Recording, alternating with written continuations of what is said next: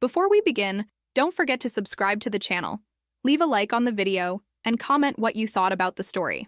My sister tried to propose to my fiancé in front of me to see if he would choose her. My name is Claire, and the whole mess started because my boyfriend and my younger sister had dated for less time than some people keep leftovers in the fridge. That sounds like the kind of detail a person should know before getting serious with someone, right? Believe me, I agree. The problem was that neither of us knew. I'd moved back to the city after spending 2 years in a smaller town where I'd followed a relationship that ended so badly, I still couldn't hear the phrase fresh start without wanting to throw something. I came back with 2 suitcases, a dented savings account, and enough embarrassment to avoid most family gatherings for the first few months. My parents treated my return like proof that they had been right all along, which was irritating, but I needed somewhere to stay while I found work, so I smiled and swallowed it. I eventually got a receptionist job at a small outpatient clinic. It wasn't glamorous, but it was stable. I answered phones, checked people in, dealt with insurance forms, and spent half my day explaining that arriving 40 minutes late did not mean the doctor had personally betrayed them. Honestly, after the chaos of my old relationship, predictable complaints felt comforting. Every morning before work, I stopped at the same coffee shop near the bus stop. That was where I met my boyfriend.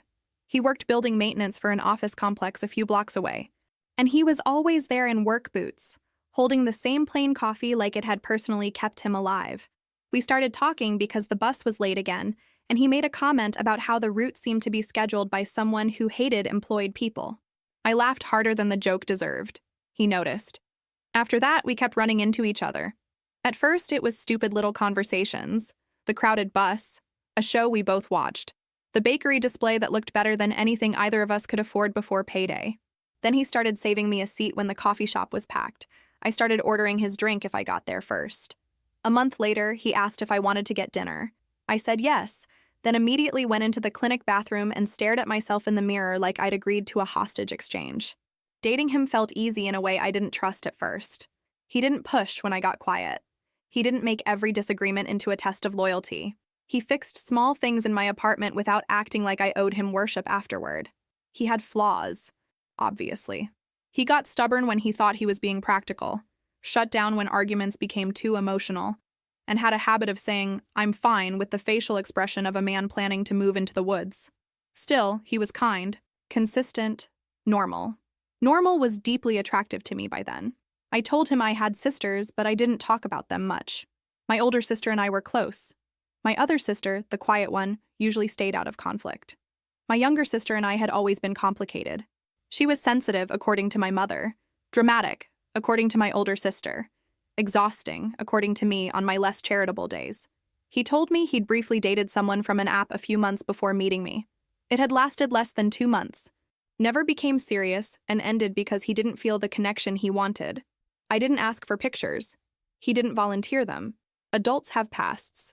I was trying very hard to be mature about that kind of thing. The name he mentioned was common enough that it didn't mean anything to me. My younger sister also used our mother's last name socially, while I used our father's.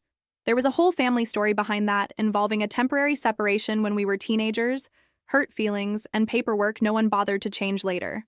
At the time, it seemed irrelevant. We dated for almost a year before I decided to bring him to Christmas dinner.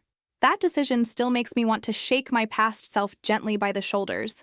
He had to work part of the holiday because a pipe had burst in one of the office buildings, so he was running late. I arrived at my parents' house alone, carrying a dessert I had bought and transferred into one of my own dishes, because I wanted credit I had not earned. My older sister was already there with her husband. My quiet sister was helping set the table. My younger sister was on the couch, scrolling through her phone and complaining that the heat was too high. My mother asked to see pictures of my boyfriend. I handed her my phone without thinking. She swiped through a few photos, made a pleased little sound, then passed it to my father. The phone moved around the table like a family exhibit. My younger sister barely looked up until my quiet sister held it toward her. Then her entire face changed. I mean, completely. The color drained out of her cheeks. Her mouth tightened, and she looked at me like I'd walked into the house wearing her skin. "Come with me," she said. Not asked, said. She grabbed my wrist and pulled me toward the kitchen. I yanked my arm back because I hate being dragged anywhere, especially by family. "What is wrong with you?" She lowered her voice, but the anger was already shaking through it. "That's him." I stared at her. "That's who?" "The guy I dated. For a second, my brain simply refused to process the sentence. I actually looked back toward the living room, as if there might be another man in the photo. What guy? She gave me this look of pure disbelief. The guy who dumped me. The one I told Mom about. She had told our mother, not me. That distinction mattered, although apparently not to her. I asked how long they had dated. She said nearly 2 months. I asked if it had been serious. She said that wasn't the point. I asked if they were still in contact. She snapped that he had ended it and disappeared. Disappeared? I said. Or stopped contacting you after ending the relationship? She looked like she wanted to slap me. You always do that. Do what?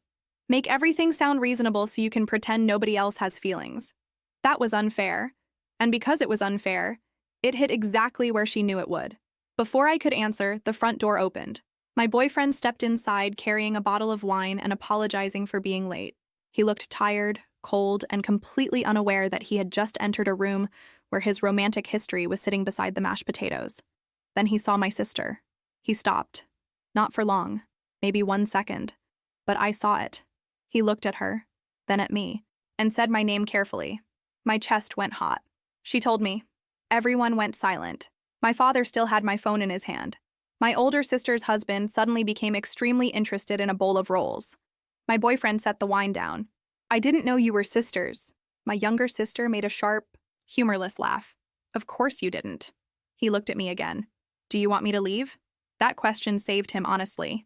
If he had gotten defensive, laughed it off, or acted irritated with me, the night might have ended differently. Instead, he looked genuinely sick over the situation. I wanted him to stay partly because I believed him, and partly because my sister was watching me like she expected me to surrender something. That second reason wasn't noble. I know that. But it was true. No, I said. Stay. Dinner was horrible. My mother kept trying to force cheerful conversation, which only made everything worse. My father talked too loudly about work. My younger sister barely ate. My boyfriend answered questions politely while looking like he would rather repair a sewer line with his bare hands. Later, I pulled him into the hallway near the laundry room. Who ended it? I did. Why? He rubbed a hand over his face. Because it wasn't going anywhere. She wanted more, and I didn't. Were you still talking when you met me? No. Did you know her family name? The one she used, yes, not yours. Did she ever show you pictures of us? Not that I remember. Claire, I swear I had no idea. I believed him. I hated that I believed him so quickly because part of me worried it made me disloyal to my sister, but I did. My mother overheard enough of the conversation to corner me later while I was packing leftovers. She's always been more sensitive about rejection, she said. You need to think about how this affects her. I looked at her. How does dating someone I met months after they broke up become something I did to her? That's not what I said. It's what you meant. My mother sighed, already tired of me, even though the argument had barely started. You're the mature one. I'm asking you to act like it. That sentence should have warned me. It wasn't new. It was practically our family motto. Be mature. Be understanding. Be the example. In our house, those phrases usually meant the same thing. Give your sister what she wants and don't embarrass your mother by objecting. After Christmas, my younger sister stopped speaking to me unless she absolutely had to. She skipped my birthday dinner, ignored messages in the family group, and once left my parents' house 10 minutes after I arrived. My mother framed this as evidence of how deeply hurt she was. My older sister framed it as emotional blackmail. I tried not to frame it at all because I was still foolishly hoping the problem would burn itself out. My relationship kept moving forward. My boyfriend met my friends. I met his family. We signed a lease together when my apartment's rent went up, and the first week we lived together, we had a ridiculous fight about where to keep the cleaning supplies. It lasted an hour and ended with both of us laughing because neither of us actually cared about the cleaning supplies. That was the kind of conflict I understood. Two tired people being annoying, then recovering. The family conflict was different. Nothing ended. It just waited. Several months later, my boyfriend planned a dinner with both families. He told me it was to celebrate a promotion at work. I believed him because I am apparently very easy to distract with pasta. My younger sister came, which surprised me. She barely acknowledged us but sat beside my mother and acted almost pleasant through the appetizers. I remember thinking maybe time had helped. That thought now feels adorable. After dinner, my boyfriend stood. His hands were shaking. I thought he was going to make a speech about work until he came around the table and knelt beside my chair. I covered my mouth. Everyone started reacting at once. His mother cried immediately. My older sister made a noise like she had been waiting for this moment longer than I had. Then my younger sister stood so fast her chair scraped across the floor. "Are you serious?" The room went quiet. My boyfriend was still on one knee, holding the ring box open. I looked from him to her, unable to understand why she was making a sound at all. She pointed at him. "After everything, you're doing this in front of me?" My face started burning. "Sit down." "No, this is humiliating." "For who?" my older sister asked. My younger sister looked at me. "You knew how I felt." "And you knew this dinner wasn't about you?" I said. That was when she started crying, loudly and angrily, which was always the combination that made my mother rush toward her. My mother stood, but my older sister got there first and took our younger sister by the arm. "Outside," she said. "I'm not a child." "Then stop acting like one." They left the dining room while everyone else stared at me. I wish I could tell you I focused on the man kneeling beside me with a ring. I didn't. I was staring at the doorway, shaking with rage and shame. The whole room felt contaminated. My boyfriend slowly stood. His mother came closer and asked me very quietly whether everything was okay and whether there was something about the situation he didn't know. She wasn't accusing me. That almost made it worse. She looked worried for her son, which was fair, and I suddenly felt like my family had turned me into a suspicious person. I asked my boyfriend to come outside with me, but we went around the other side of the building so we wouldn't run into my sister. In the parking lot, he put the ring box back in his pocket. "I'm sorry," I said. "You didn't do that. I brought you into this." He looked exhausted. "Claire, I need to ask you something, and I need an honest answer." My stomach dropped. He took both my hands. "After all of this, do you still want to marry me?" It wasn't the proposal he had planned.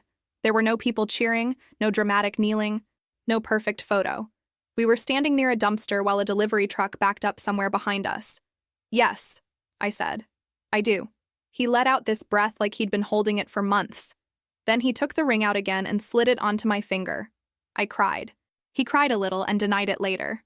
We kissed in a parking lot that smelled faintly like old onions, and somehow that part felt more real than the dinner ever could have. My sister didn't apologize. For weeks, she avoided every family gathering. My mother kept saying she needed time. My father said nothing, which was his favorite method of participating in conflict. Then, about 2 months later, my younger sister sent me a message. She said she knew she had ruined the proposal and wanted to apologize in person. She invited my boyfriend and me to dinner at her apartment. I stared at the message for so long that the screen went dark. My boyfriend said no immediately. My older sister thought we should go. "She owes you an apology," she said. "And if this isn't settled before the wedding, Mom will make it your problem forever." That prediction was correct, although going to dinner did not prevent it. I told my boyfriend I wanted to try once. He agreed because he loved me, and because neither of us understood just how committed my sister was to making a point. When we arrived, I realized she had invited my parents and my older sister too. She said she wanted to apologize in front of the family so no one could later twist what had been said. My quiet sister had refused to come. I was irritated that she had not warned us, but leaving immediately would have created another scene, so we stayed.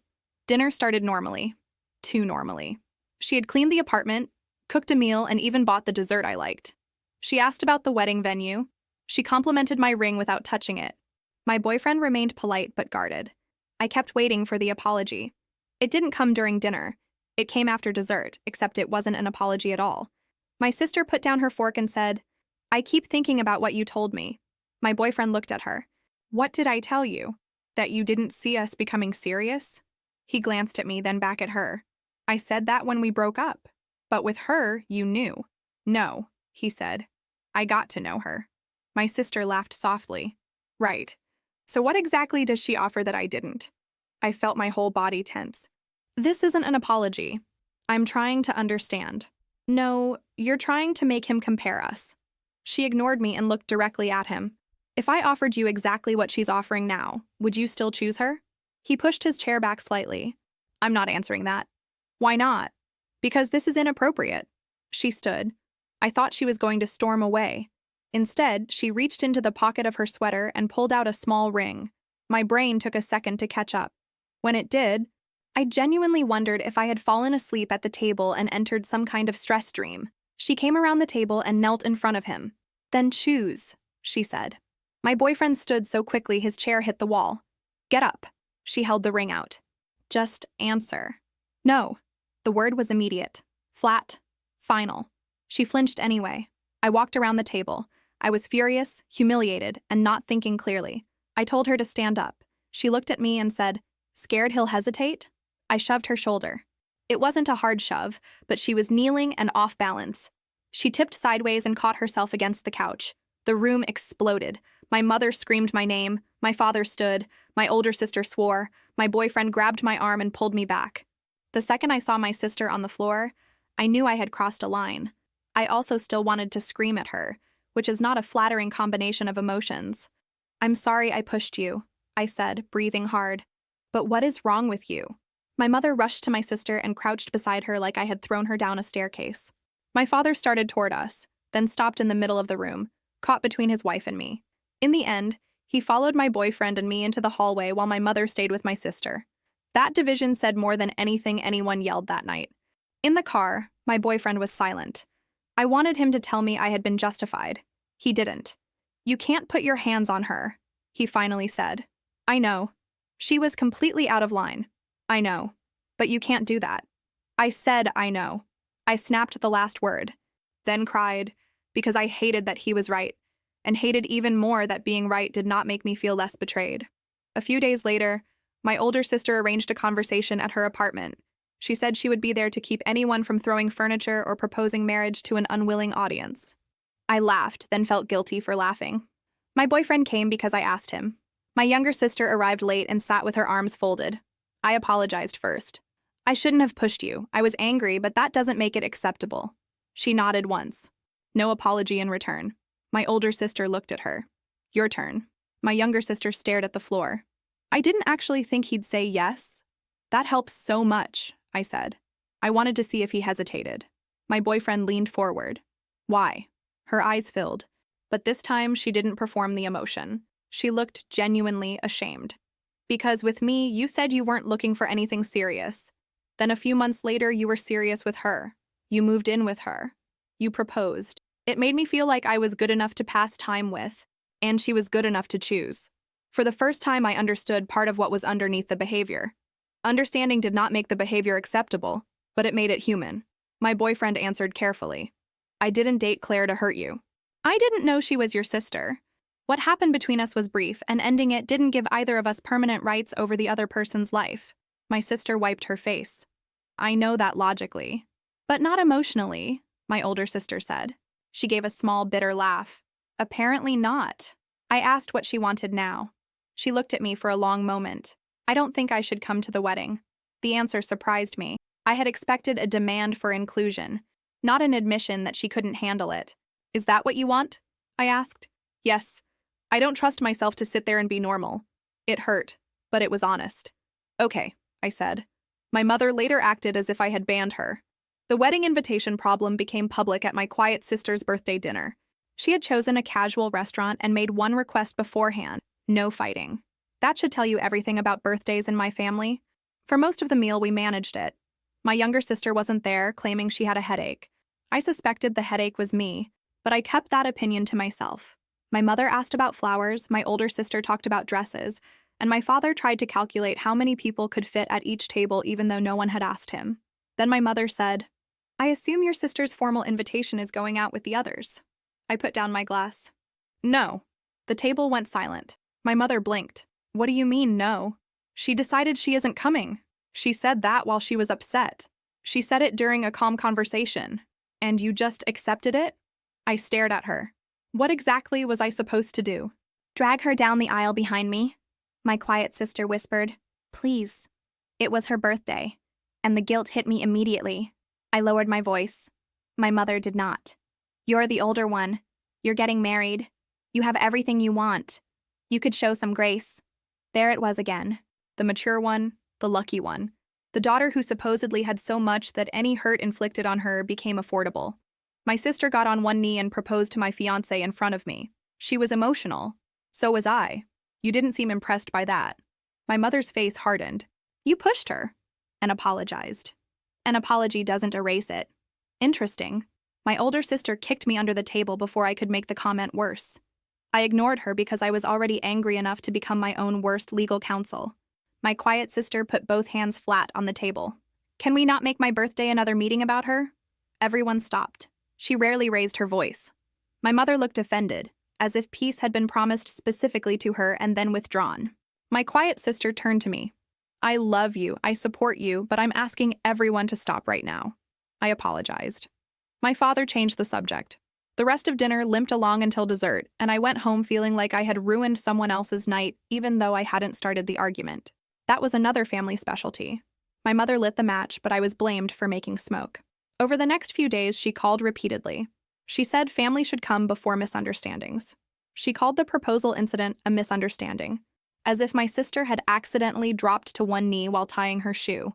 She said people would talk if one of my sisters missed the wedding. She asked how I planned to explain it to relatives. I told her the truth would probably work. That did not go over well. I suggested she speak directly to my younger sister and ask whether she wanted to attend. My mother avoided doing that. She kept calling me instead. Eventually, extended relatives started getting involved. Aunts I heard from twice a year sent messages about forgiveness. A cousin told me my mother was heartbroken. Several relatives on her side said they would not attend if my younger sister was excluded. I corrected them at first. She had chosen not to attend. They didn't care. The story had already been rewritten into something easier to judge. My father's relatives mostly supported me. My older and quiet sisters confirmed they were coming. My boyfriend's family stayed out of it, although I could tell his mother was worried the ceremony would become another public argument. Then the guest count dropped enough to create a financial problem. We had booked a medium-sized event space and paid a deposit based on a minimum number of guests. With so many people withdrawing, keeping the venue no longer made sense. Canceling meant losing part of the deposit, and the amount was not pocket change to us. It was money we had planned to keep for emergencies and the first few months after the wedding. Even after losing part of the deposit, canceling was cheaper than paying the venue's full contracted minimum. My boyfriend sat at the kitchen table with the budget open and said, "We should consider postponing." I heard, "I don't want to marry you." That was not what he said. It wasn't even close. But I was raw, embarrassed, and terrified that my family had finally exhausted him. You want to postpone because of them? I want to postpone because we're losing money we can't easily replace. So they get what they want. This isn't about winning. It feels like it is. He leaned back and rubbed his eyes. Claire, continuing exactly as planned when the numbers don't work isn't bravery. It's irresponsible. That word hit me hard. Irresponsible. It sounded like my mother. It sounded like every time I had been told I was failing to manage someone else's emotions correctly. I knew this would happen, I said. What would happen? You decide my family is too much. He stared at me. Your family is too much. That doesn't mean you are. I stood so quickly the chair scraped. That is not better. We argued for 3 days. Not continuously, obviously. We went to work, ate tense dinners, slept facing opposite directions, and restarted the same conversation whenever one of us made the mistake of breathing with attitude. At one point, he said he had lost confidence that my family would respect the ceremony. I accused him of wanting to hide from them. He accused me of treating financial caution like betrayal. I told him he was shutting down. He told me I was hearing only what I feared. He was right about that, which made me even angrier. On the third night, he put all our account statements on the table. No more vague fighting, he said. Look. So I looked. The deposit loss. The moving costs we still carried from combining apartments. The medical bill he was paying off. My small student loan. The amount we actually had left after ordinary expenses. He pointed at the numbers. I want to marry you. I don't care whether it happens in that venue or somebody's backyard. I care that we don't start married life pretending money isn't real. I sat there ashamed. I thought you were backing away. I'm trying to stand beside you without letting us walk off a financial cliff. That was annoyingly reasonable. We decided not to postpone, but to find a smaller place. We would simplify everything, absorb the lost deposit, and stop making decisions based on who might be offended. Around that time, the clinic announced it was opening a new location in another city a few hours away. Management asked employees to express interest in transferring. I glanced at the notice and dismissed it. Moving seemed dramatic, expensive, and unnecessary. Still, I took a picture of it. I also called my younger sister once more and asked whether she was certain about missing the wedding. Yes, she said. Her voice sounded tired. I'm not asking you to change anything. Mom says you are. Mom says a lot of things. Have you told her that? She doesn't listen when the answer isn't useful. That sentence stayed with me. My mother's next move proved it. One afternoon, she came to our house when she thought both of us were working. My boyfriend had already taken a half day for an appointment that was canceled at the last minute, so he was home when she knocked. She told him she wanted to speak privately. He let her stand in the entryway but refused to discuss me without me present. She said she was only trying to prevent a family tragedy. He said a wedding invitation was not a tragedy. She told him he had more common sense than I did and should convince me to invite my sister. He told her again that my sister had chosen not to come. My mother said, "That's what Claire claims." That was when his patience ended. He told her to leave. Instead, she accused him of controlling me. She said I had changed since meeting him. She said I had never been this cruel to family before. He opened the door and asked her to go. She kept talking. He stepped outside, repeated that the conversation was over, then went back in and closed the door. My mother stood on the porch for several minutes, speaking loudly enough for the neighbors to hear, before finally leaving. When he called me, he sounded shaken and furious. "I don't want contact with any of them anymore." "Any of them?" "Your family. My older sister didn't do this. Neither did my quiet sister. I don't care. I'm done." That was the wrong thing to say to me. I told him he did not get to erase the people who had supported me because he was angry at my mother. He said he was tired of waiting for the next person to become a messenger. I said he was generalizing. He said maybe generalizing was safer. We nearly started another 3-day fight. Then he stopped, took a breath and said, "You're right, I'm angry. I'm putting all of them in the same box." That mattered. Not because it fixed everything, but because he could admit when anger made him unfair. In my family, that was practically a supernatural ability. I called my mother and told her she was never to approach him without me again. She said she had only tried to help. I said, "You showed up at our home when you thought I wouldn't be there." I didn't know his schedule. "You knew mine." She went quiet. "If you contact him privately again, I will stop responding to you." Her voice turned cold. "So this is where we are now?" "No, this is where you brought us." I stopped answering her daily messages after that. At first, the silence felt peaceful. Then it felt wrong. I checked my phone constantly, expecting another message. When none came, I felt guilty. When one came, I felt angry. It was like my nervous system had been trained to wait for her. A few days later, my father told us he was clearing out the garage and wanted all 4 daughters to collect old belongings. To avoid another confrontation, my older sister picked up my boxes and brought them to her apartment. That was where we found the photograph of the car. It was an ordinary used car, faded and ugly. I had helped pay for it when I was a teenager by working evenings and weekends. My parents had told me it would be mine to use for work and community college. Then my younger sister got her license, and suddenly she needed it more. I had protested. My mother told me to share because I was more responsible and could plan around the bus schedule. My sister ended up using the car every day. I kept working to help cover insurance. I had not thought about that in years. Then my older sister found a school folder with a note from my mother inside. I had been 13. My younger sister had gotten into trouble at school after provoking another student.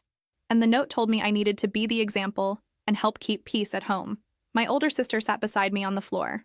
"Do you remember when I suggested family therapy?" she asked. I did. We had gone to a few sessions years earlier after I moved out during another fight. My mother spent most of those appointments explaining why I should come home. Whenever the counselor brought up favoritism, she redirected the conversation toward my anger. "She never wanted to understand," my older sister said. "She wanted a professional to convince you to cooperate." I held the old note and suddenly felt ridiculous for being surprised by anything happening now. "She's still asking me to do the same thing," I said. "She just changed the reason." I thought my father was different because he was quieter. He hugged me after fights. He sometimes apologized privately for my mother's tone. I mistook his discomfort for opposition. I still had to learn the difference. My mother went after my boyfriend at work a week later. She got the address from my father. She told him she wanted to send an apology, and because he still believed every problem could be solved if everyone used a gentler tone, he gave it to her. She waited in the parking lot near the end of my boyfriend's shift. He saw her standing beside his car and immediately turned toward the building. She called his name and followed him. He told her he would not speak without me present. She demanded to know why he was keeping me from my sister. He said, "I'm not doing this." She stepped in front of him. He moved around her. Then she grabbed his arm. Not a dramatic attack. Not something from a movie. Just a furious woman gripping someone hard enough to stop him from walking away. But that ordinary kind of aggression can still cross a line. He pulled back and told her to let go. She tightened her hand and said he would listen to her. A security guard saw the argument and came over. By the time the guard separated them, my boyfriend had a small scratch on his arm, and several coworkers were watching through the lobby windows. My mother was ordered off the property. The company documented the incident and told her she could not return. When my boyfriend called me, his voice had that flat quality it got when he was more upset than he wanted to admit. He wasn't injured in any serious way. He didn't need medical care. What bothered him most was the humiliation. He had to explain to his supervisor why his future mother-in-law had shown up at work and grabbed him in a parking lot.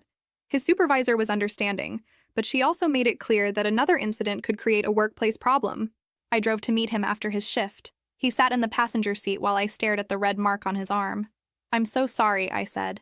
He looked out the window. "I need this to stop." "I know." "No, I mean completely. Not less often. Not after the wedding." "Stop." I knew he was right. I also felt cornered, which was unfair because he had been the one physically cornered by my mother. That night, I opened the photo I had taken of the clinic transfer notice and submitted an application. I didn't tell anyone except my boyfriend. Applying did not mean accepting, but it gave me the first sense that we had an exit available. Then I called my father. I expected him to be horrified. I expected one clear sentence saying my mother had gone too far. That was all I wanted. One sentence. Instead, after I explained what happened, he sighed and asked, "What can you do to calm your mother down?" I genuinely thought I had misheard him. "What can I do? She feels like the family is falling apart. She grabbed him at his job." "I know, and she shouldn't have done that." The relief lasted less than a second. "But if you could let this go and find some way to include your sister, maybe your mother would stop reacting." I closed my eyes. There are moments when a relationship changes without anyone yelling. Something simply becomes impossible to pretend anymore. My father was not trapped between us. He had chosen a side years ago. His side was whatever kept my mother from turning her anger toward him. "She assaulted my fiancé at work," I said. That word is going to make everything worse. The action made everything worse. People are already talking. This is becoming a public family issue. It became public when she showed up in a parking lot. He kept asking me to think about the consequences. He meant the consequences for my mother. He always did. I remembered the car, the note, the therapy sessions, every private apology he had given me after failing to defend me in public. "You don't protect me," I said. "That's not fair. You comfort me after she hurts me, then ask me to make it easier for her to do it again." He went silent. I waited for him to deny it. He didn't. Instead, he said, "She's your mother." That sentence ended something in me. "And I'm your daughter." We hung up without resolving anything. A few days later, I called both of them. My boyfriend offered to sit beside me, but I wanted to do it alone. I stood in our bedroom with the door closed and my notes open because I knew my mother would interrupt until I forgot what I meant to say. I told her I was ending contact for an indefinite period. No calls, no visits, no messages through relatives, no contact with my boyfriend. I told my father I would accept limited contact only if he stopped acting as her messenger. My mother cried immediately. She asked how I could do this before my wedding. She said she had sacrificed everything for me. She said I was punishing her for caring too much. Then she switched to anger and accused my boyfriend of isolating me. I read from my notes when my voice started shaking. "This is my decision. You came to my home after I set a boundary. Then you went to his workplace and put your hands on him. I'm not debating whether that was acceptable." My father asked whether we could all take a week to cool down. "No," I said. "We've taken years."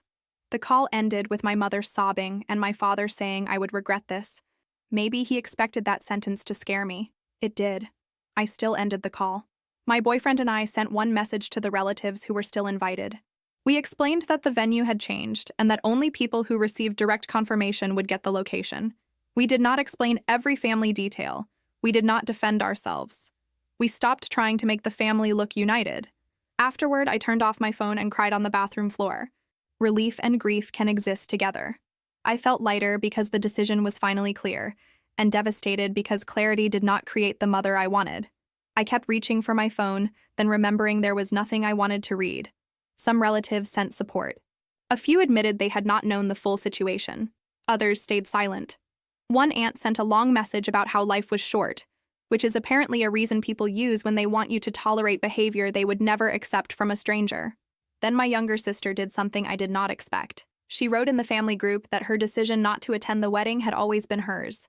She told everyone to stop using her name to justify a boycott.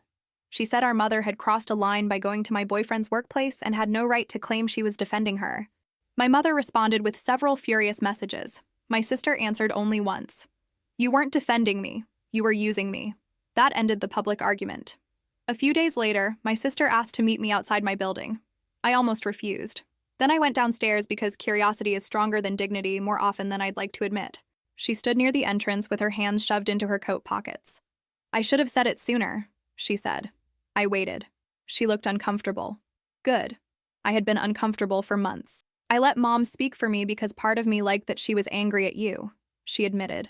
I was still jealous, but I never asked her to go after him, and I never wanted everyone to skip the wedding. Why didn't you correct her? Because correcting her would mean admitting I was wrong too. That was probably the most honest thing she had ever said to me. She did not ask for instant forgiveness. She did not promise we would become close. She said she had turned rejection into competition, and our mother had used that competition the way she always used our differences. I gave her the excuse, she said. She didn't need one, I replied. No, but I gave her a convenient one. I thanked her for speaking publicly. It felt strange to thank someone for stopping a disaster she had helped start, but responsibility does not become meaningless just because it arrives late. We parted without hugging. The wedding took place in a simple event room owned by my boyfriend's aunt. We borrowed decorations, cut the guest list again, and served food from a local caterer instead of the formal dinner we had originally planned. I had spent months mourning the larger wedding, but on the day itself, the smaller room felt safer. My father came alone. He waited near the entrance before the ceremony and told me my mother had written a letter. My whole body tightened. She asked me to bring it, he said. I told her I would ask whether you wanted it first. That was the first time he had respected a boundary before violating it. I don't want it. He nodded. Okay. He did not say she had worked hard on it. He did not ask me to reconsider. He did not go to the car and return with an envelope anyway. It was a small act. I refused to turn it into proof that everything had changed, but I noticed it. My younger sister did not come. She sent a short message wishing us happiness and said no reply was necessary. I read it once, then put my phone away. During the ceremony, I looked at the first row. My older sister was crying openly. My quiet sister held her hand. My father sat beside them. The empty space where my mother might have been was obvious, but it did not swallow the room. My husband squeezed my fingers when my voice shook. Nothing dramatic happened. No one interrupted. No one appeared at the door. The cake leaned slightly to one side, the music cut out for a few seconds, and one child dropped a cup during the vows. It was imperfect and peaceful. That was enough. A few days after the wedding, the clinic offered me the transfer. My husband and I sat at the same kitchen table where we had fought about postponing. This time we looked at the numbers together before either of us made the decision emotional. Moving would be expensive. Losing the venue deposit had already reduced our savings. He would have to leave his job and find another one. The new city was far enough to create distance, but close enough that we could still visit my sisters. We accepted. The move was not a magical escape. Our new apartment was smaller. For several weeks, my husband had no steady work and took temporary maintenance jobs wherever he could. I worried constantly about money and once snapped at him for buying takeout after a long day, then apologized because the actual problem was that I was scared. He eventually found a local maintenance position. I settled into the new clinic where no one knew my family history, and the biggest daily emergency was usually a scheduling error. Months later, a new account on a social app sent me a message. The profile had almost no information, but the message mentioned details only my mother would know. It said she had a right to see photographs from her own daughter's wedding. I did not reply. I blocked the account. My younger sister later told me she had started therapy. She said she was trying to understand why being rejected by one man had made her feel as if she had to defeat me. She did not ask me to forgive her or respond. I left the message unanswered for weeks. Then I wrote, I hope therapy helps. That was all. Eventually, we began exchanging occasional messages. A birthday, a holiday, a comment about our quiet sister's new apartment. We did not become best friends. I did not hand her access to my life because she had shown one moment of accountability. Trust returned in teaspoons, not buckets. My contact with my father stayed limited. We spoke on important dates. Sometimes he started to mention my mother, then stopped himself. Other times he failed, and I ended the call. There was no dramatic reconciliation, but there was a different pattern, because I finally enforced one. My older sister and quiet sister visited us. My husband remained cautious around my father and had no contact with my mother. I did not pressure him to forgive anything. People sometimes ask whether I feel guilty that my mother missed my wedding. Of course I do. That is the ugly part nobody likes to admit. You can know a boundary is necessary and still feel guilty for holding it. You can love someone and refuse access to them. You can miss the mother you wanted while avoiding the mother you actually have. I also feel guilty for pushing my sister. I feel embarrassed that I kept hoping my father would become brave if I explained the situation perfectly. I regret some of the things I said to my husband when I thought his financial caution meant rejection. I was not calm, wise, or dignified through most of this. But I stopped volunteering myself as the family shock absorber. My mother had spent years teaching everyone that my pain was manageable and my sister's pain was an emergency. My father had helped by asking me to absorb whatever would keep the house quiet. My younger sister had learned that humiliation could be converted into attention if she made it loud enough. And I had learned to confuse endurance with maturity. Moving did not fix all of that. Marriage did not fix it either. What changed was smaller and less cinematic. When my phone lights up with an unknown account, I do not panic before blocking it. When my father asks me to reconsider something on my mother's behalf, I end the conversation. When my sister says she is working on herself, I let her work without turning myself into the reward.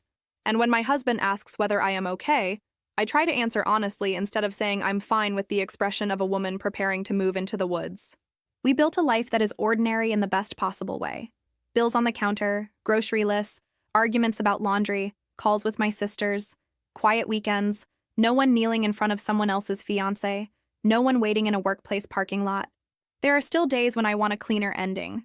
I want my mother to call from her own number, admit exactly what she did, and apologize without adding a single but. I want my father to explain why protecting himself mattered more than protecting me. I want my sister to give back every moment our family taught me to surrender. None of that has happened. Real life is rude that way. It rarely wraps things up just because you finally understand them. All I have is the ability to decide what happens next. And some days even that feels like work. Sometimes peace looks boring from the outside. After my family, boring feels luxurious.